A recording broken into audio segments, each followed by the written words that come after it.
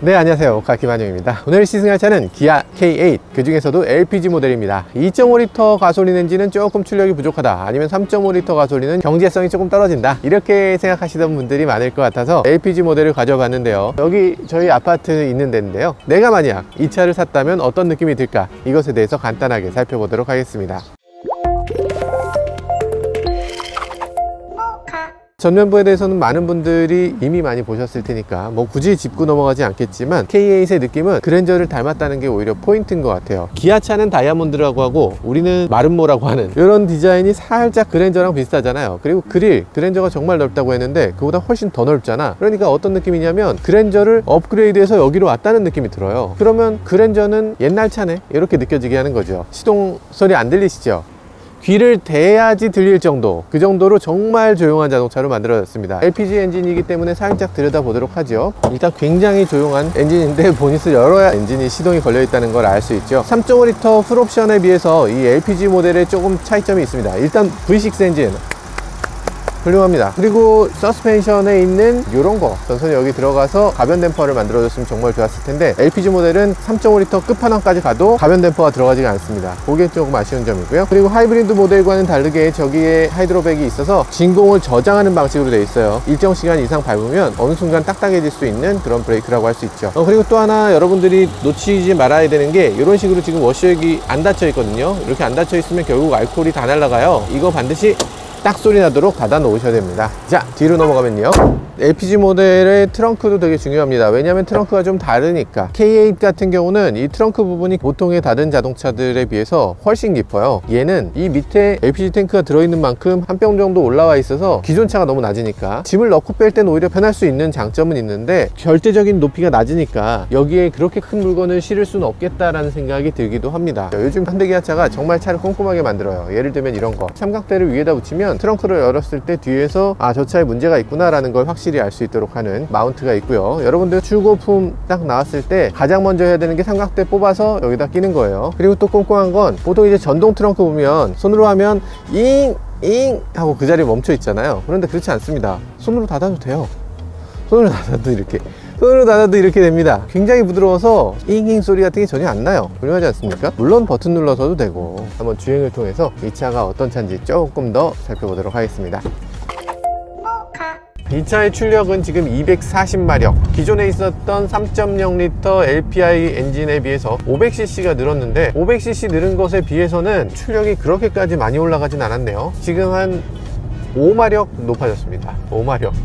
기존의 3.0 굉장히 좋았어요. 근데 이번 3.5는 그거보다 더 좋네요. 그리고 3.5L 가솔린과 비교해 봤을 때, 3.5L 가솔린은 직분사와 간접분사를 동시에 할 수 있는 이 두 가지 방식의 독특한 엔진이었죠. 직분사의 뛰어난 성능, 그리고 거기에 흡기 부분에 카본이 쌓이는 것을 막아줄 수 있는 그런 간접분사까지 동시에 해주는, 내구성도 확보하면서 출력도 확보하는 좋은 엔진이죠. 실제로 엔진이 내구성에 문제가 없는지, 이거는 정말 오랜 시간이 지나가 봐야 알기 때문에 지금 섣불리 얘기하기 조금 어렵지만, 어쨌든 지금 3.5L 엔진, 신형 엔진으로서 아주 좋은 역할을 톡톡히 해내고 있는 것 같습니다. 그런데 그 중에서 직분사가 사용될 때는 엔진 사운드가 카랑카랑한 느낌이 나요. 근데 이 차는 그런 사운드가 아예 없으니까 정숙성은 조금 더 확보했다, 이렇게 볼 수 있고요. 그런데 거기서 아쉬운 점은 직분사의 고성능 느낌 갖지 못했다, 무난한 엔진으로 느껴지게 된다, 이런 부분은 조금 아쉽게 느껴질 수도 있겠네요. 네, 이 차의 여러 가지는 정말 칭찬할 만합니다. 모든 면에서 정말 잘 만들어졌어요. 특히 승차감은 정말 충격적으로 좋아졌어요. 이전 K7도 훌륭한 편이었어요. 그랜저한테 그래도 지는 걸 보면서 이게 뭐지? 왜 잘 만들어 놓고 지지? 뭐 이런 생각을 했었는데, 이제는 거기서 한 단계 더 나간 것 같습니다. 그랜저가 조금 통통 튀는 승차감을 갖고 있어서 약간 올라앉은 것 같은 느낌을 받게 하거든요. 통통통통 준대형 차의 승차감이 맞나? 소나타보다 좀 못하다, 이런 느낌을 받게 하는 그런 주행 감각이었어요. 차가 발랄하다, 이런 느낌을 느끼게 하는, 그게 재밌다, 흥미롭다, 이렇게 느끼는 사람이 분명히 있었을 텐데, 아마도 대다수의 운전자들은 불편하다고 느꼈을 겁니다. 사실 그랜저 IG가 갖고 있었던 기본적인 문제고, 그게 페이스리프트이기 때문에 큰 개선이 되지 않았어요. 그래서 그랜저 HG하고 IG를 비교하면 HG의 승차감이 더 좋다고 느껴집니다. 많은 사람들이 아마 그렇게 동감하실 거예요. HG는 착 가라앉은 느낌, 느낌, IG는 통통 튀는 느낌, 이런 느낌으로 달라졌는데, 근데 이 차는 그 중간적입니다. HG 때 느꼈던 그런 착가라앉은 느낌 살짝 들고요, IG의 그 통통대는 발랄한 느낌, 그런 것들도 갖고 있네요. 물론 K8 3.5 가변 댐퍼가 달려있는 그 모델이 가장 좋고요. 지금 이 차는 그게 없기 때문에 어떤지 서스펜션을 한번 느껴보도록 하겠습니다. 브레이킹 할 때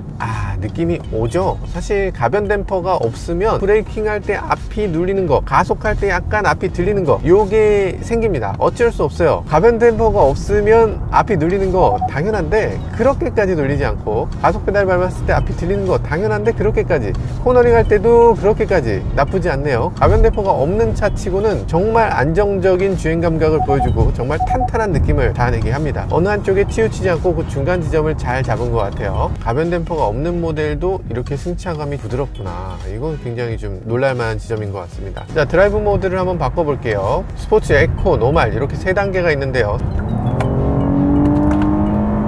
스포츠 모드에서 확실히 더 거친 사운드를 낼 수가 있고요. 패들 시프터를 이용해서 조금만 시프트 다운을 해주면, 정숙한 차라고 생각했다면 완전 오산이야 라면서 굉장히 거친 느낌을 내줍니다.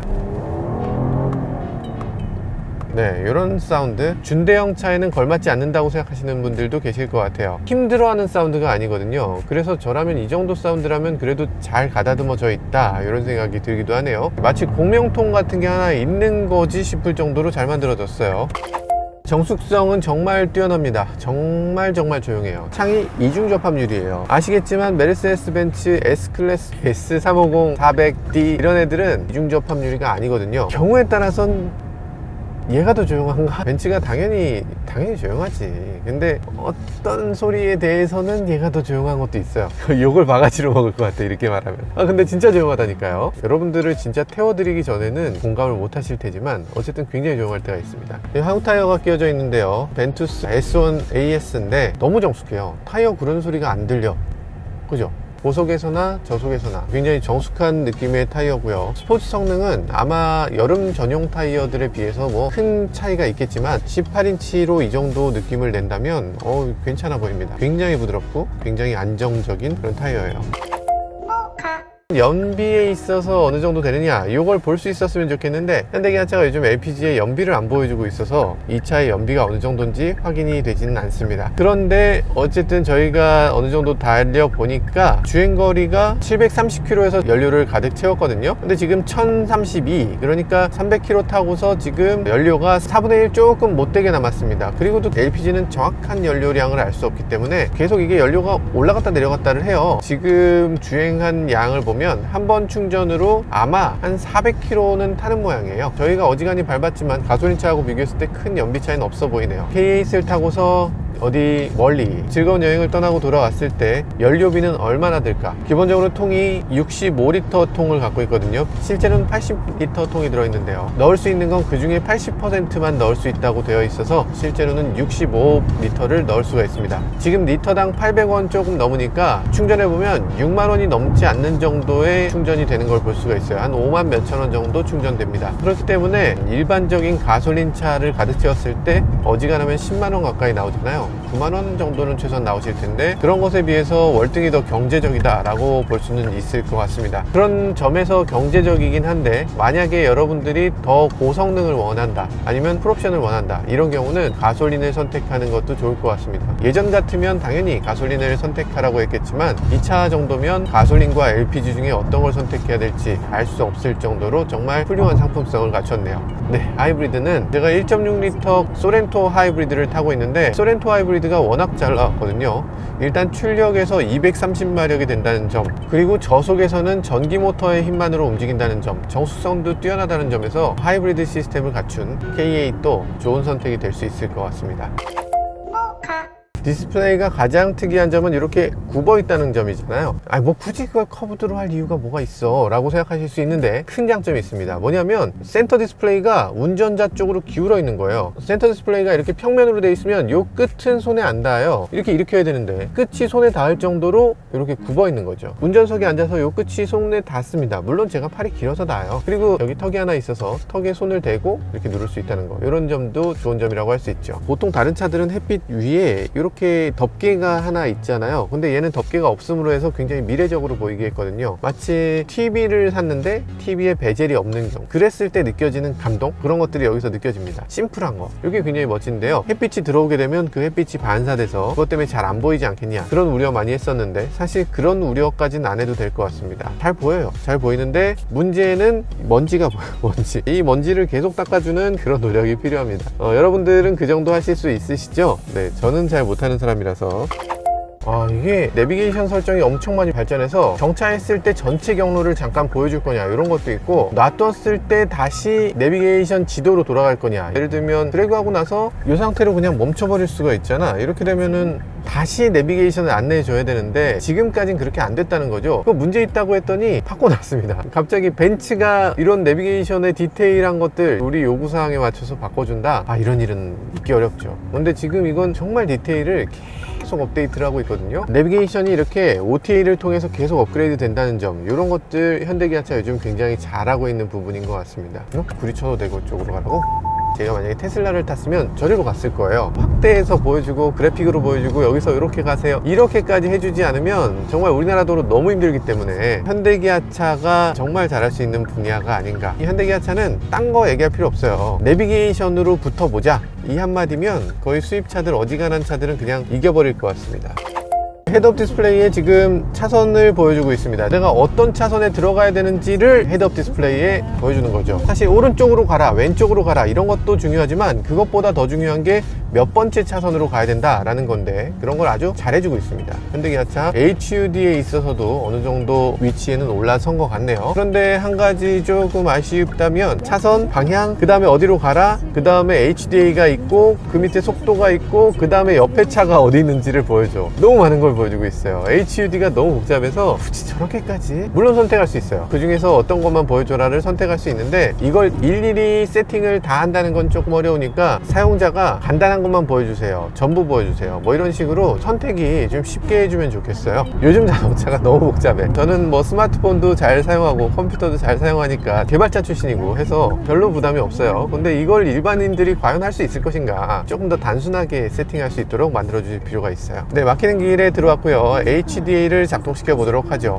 갖다 박나요? 네, 브레이크 밟지 말아 보세요, 이러면 큰일 날 것 같은 속도로 다가왔네요. 깜빡이를 켜면 알아서 그쪽으로 차선을 옮겨줍니다. HDA가 아니에요. HDA2가 들어있습니다. 이렇게 차선 바꾸는 것까지 돼주고 옆에서 껴드는 차를 굉장히 일찌감치 감지합니다. 그래서 옆에서 갑자기 껴드는 차, 사고가 날 것 같이 껴드는 차도 다 감지해서 세워줘요. 훨씬 안정적이죠. 지금 알아서 자기가 돌리고 있어요. 알아서 돌려서 가죠. 이렇게 차선을 알아서 바꿔주는데 문제는 저쪽에 차가 있는 경우에요. 옆에 차가 있으면 기다렸다가 가는 게 아니고 가는 걸 취소하니까 그런 것들은 조금 아쉬워요. 테슬라처럼 대기하고 있다가 갔으면 좋겠는데, 일단 제네시스 GV80에서 처음 나왔을 때보다는 훨씬 좋아졌습니다. 이제는 괜찮다, 쓸만하네, 이런 생각이 듭니다. HDA를 모든 구간에서 다 해주면 정말 좋을 것 같은데 자동차 전용도로, 고속화도로에서만 작동됩니다. 올림픽대로와 강북 강변로에서는 이 HDA가 작동되고요. 고속도로 당연히 작동되고요. 그런데 이런 국도, 꽤 넓은 국도인데도 차선을 자동으로 바꿔주는 기능, 이런 것들이 작동이 안 되는 건 꽤 아쉽습니다. 그리고 고속도로를 가다가 속도 제한 카메라가 나오면 자동으로 속도를 줄여주는 기능이 있잖아요. 국도에서는 안 되니까 그거 믿고서 그냥 브레이크 밟는 거를 잊고 계시면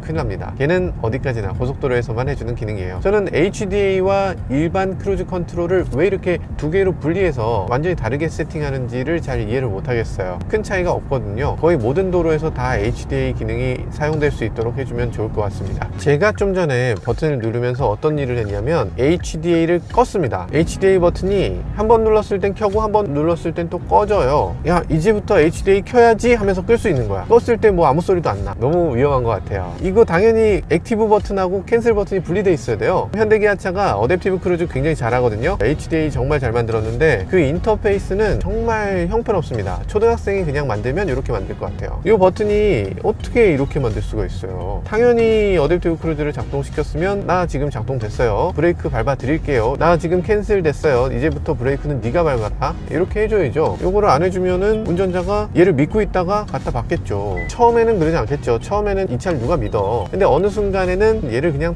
딱 믿게 돼. 왜냐면 얘가 너무 잘 돼요. 지금 봐요, 어댑티브 크루즈 너무 잘 돼. 어느 순간 이후부터는 당연히 해주는 거기 때문에 이 부분, 그리고 이걸 알려주는 부분도 지금 핸들에 가려서 잘 안 보이는 위치에 있는데 이것도 개선해야 될 부분입니다. 제가 현대기아차 연구원 분들에게 한 가지 바라는 점을 말씀드리자면, 내비게이션이 지금 몇 차선으로 가라까지는 얘기해 주잖아요. 만약에 내가 잘못된 차선으로 갈 때는 얘기를 못 해주거든요. GPS의 오차 범위가 몇 미터는 되니까 이 위치가 정확하게 안 나오는 거예요. 그런 경우에 HDA 카메라가 굉장히 넓은 영역을 커버하잖아요. 전방 카메라를 이용해서 내가 몇 차선에 있는지 인식을 해서 내가 맞는 차선에 있지 않으면 지금 오른쪽으로 가셔야 됩니다, 지금 3차선으로 가세요, 미리 경고해줘서 얘가 막판에 위험하게 껴드는 경우가 없도록, 그리고 잘못된 길로 들어서지 않도록 미리미리 얘기를 좀 해줄 필요가 있어요. 이렇게 차선 인식 내비게이션을 넣어주면 정말 완벽할 것 같아요. 생각은 내가 했으니까 만드는 건 공돌이가 해라. 죄송합니다. 그래도 그렇게 하면 좋지 않겠어요?